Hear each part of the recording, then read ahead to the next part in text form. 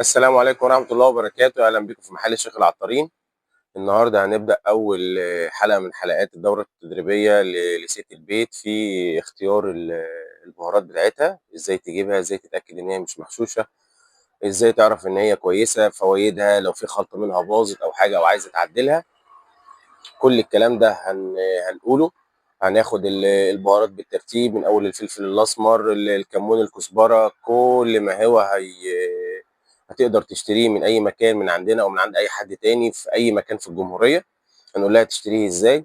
والجزء الثاني من الدوره هنعمل الخلطات بقى من اول بهارات المحشي، الكبسه، التندوري، كل الخلطات اللي انتم محتاجينها ان شاء الله هنعملها بالترتيب من اول النهارده، من يوم الخميس، بدايه من النهارده ان شاء الله تعالى لحد ما نخلص جميع الخلطات.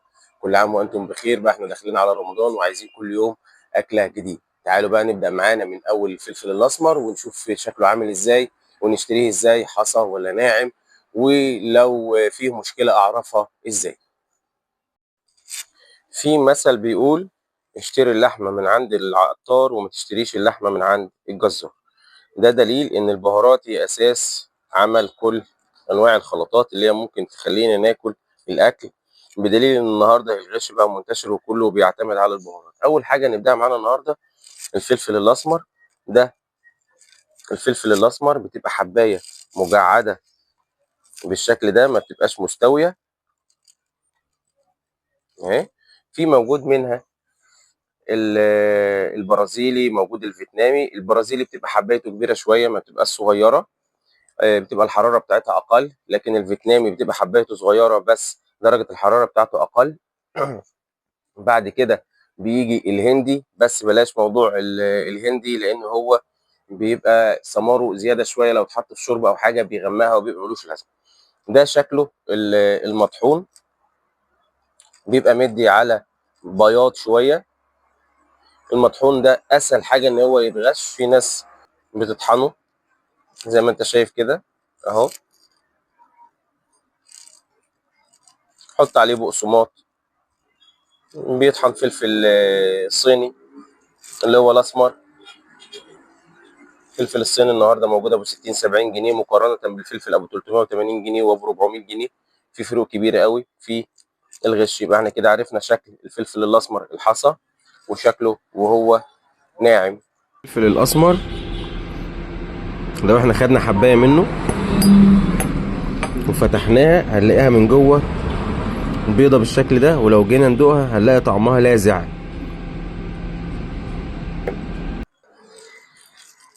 تاني حاجه معانا النهارده الكمون.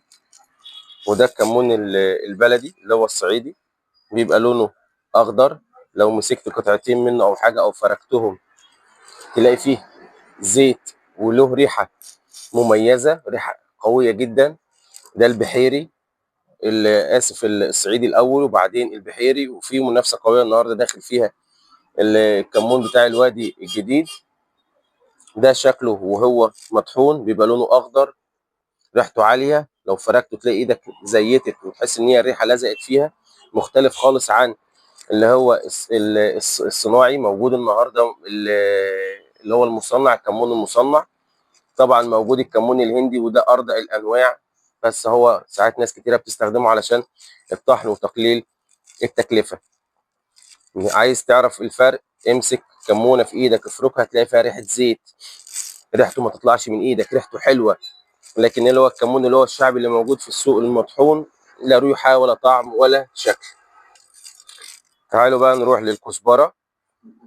الكزبره فيها انواع كتيره، افضلها على الاطلاق زي الكمون البلدي الافضل على الاطلاق على العالم كله، الكزبره برضو البلدي هي الافضل على الاطلاق.